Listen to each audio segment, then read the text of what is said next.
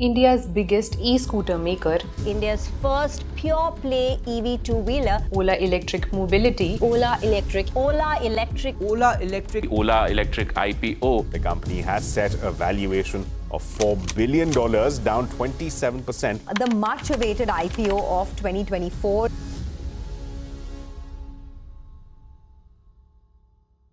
Everywhere I look for information about Ola Electric's IPO, all I come across is the talk about the future factory. Ola Electric Future Factory here in Krishnagiri, Tamil Nadu. At Ola Future Factory. The Ola Future Factory. The Future Factory is all set up. Future factory this, future factory that. Seriously, even their RHP has the word close to 80 times. Ola Electric claims that their future factory is the largest two-wheeler manufacturing facility in the world. The factory has an annual production capacity of 10 million units of vehicles, and it is the centerpiece of Ola Electric's future growth. The company's extreme emphasis on future factory made me curious, and I went down a rabbit hole. And let me tell you, you'll definitely want to know all about it before applying for the IPO. Hello folks, I'm Akanksha and you're watching Finshots TV. Let's start from the basics. Ola Electric is India's largest electric two-wheeler company. They outsell their two competitors combined. The company plans to raise 6,146 crore rupees, which is around $740 million, through this IPO, with a price band set at 72 to 76 rupees per share. The company's IPO includes a fresh issue of 5,500 crore rupees and an offer for sale amounting to 646 crores. What's a fresh issue and an offer for sale? Let me explain. In a fresh issue, new shares are issued to the public and the funds go directly to the company for expanding operations. While in an offer for sale, existing shareholders sell their shares and the proceeds go to them, not to the company. So, who stands to gain the most from this offer for sale? No points for guessing. It's the company's founder, Bhavesh Aggarwal.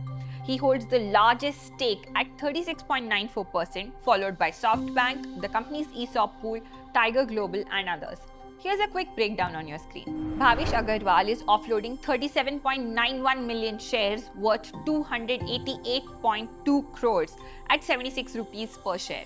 SoftBank will reduce its stake by 2.68%. Tiger Global will reduce it by 1.99%. AlphaWave will reduce it by 2.68% and Temasek will reduce it by 0.16%. Out of the 5,500 crores from the fresh funds, 1,600 crores will be used for research and development. 800 crores will be used for debt repayment and over 1,200 crores will go towards capital expenditure. Here's where their future factory comes in. The factory is located in Pochampalli town in the Krishnanagar district of Tamil Nadu. It's spread across 500 acres and is fully automated. Sounds super fancy, no? This is the future factory where Ola Electric conducts its cutting-edge research and manufactures its 5 variants of scooters. Despite entering the market only 3 years ago, Ola Electric has achieved remarkable success. Their first scooter was launched in December 2021, while competitors like Ather had already been selling EV scooters for 5 years by then. On top of that, Ola had to compete with legacy players such as Bajaj and TVS, who had established extensive distribution networks through their ICE scooters. In FY24, Ola Electric sold more scooters than its next two competitors combined. Its market share was at 33%, which is a significant accomplishment in such a short period. Given that India is the largest market for two-wheelers and the second largest market for electric two-wheelers, Ola's position is poised to strengthen as EV penetration in the country continues to grow. Fair enough.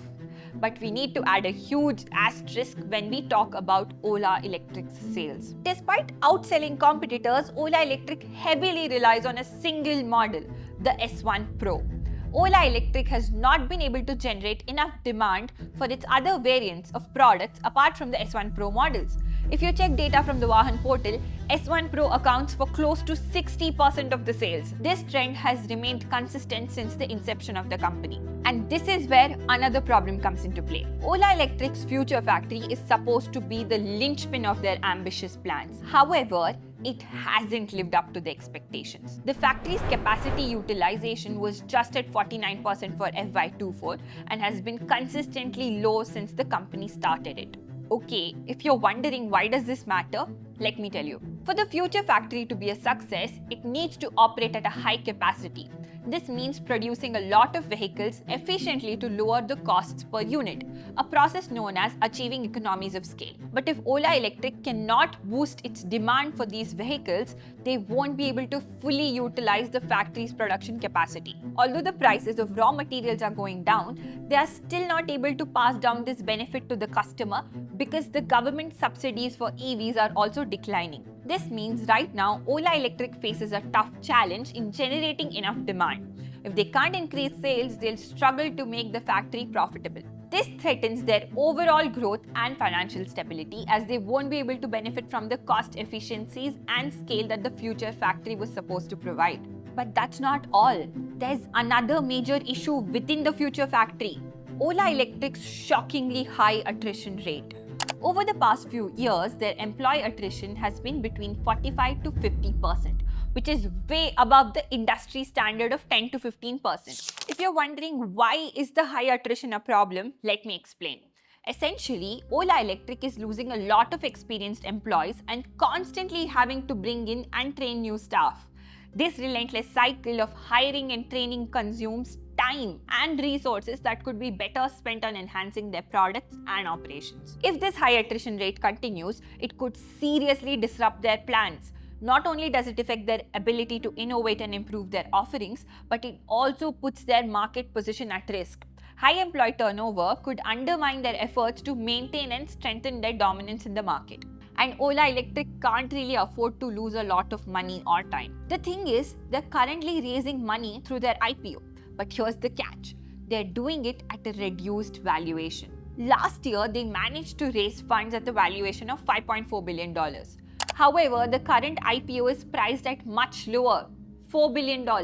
This sharp decrease in valuation is a big warning sign. It suggests that private market investors are becoming less confident in Ola Electric's prospects and their ambitious plans. And it's not like we have made up any of this information. A lot of these points are available in the company's red herring prospectus. It's a document they file with the regulator before their IPO. We have attached a link to Ola Electric's RHP in the description. If you feel like it would be difficult for you to understand how to go through it, you should check out this video about how to read RHPs. The link is also in the description. See you on the other side.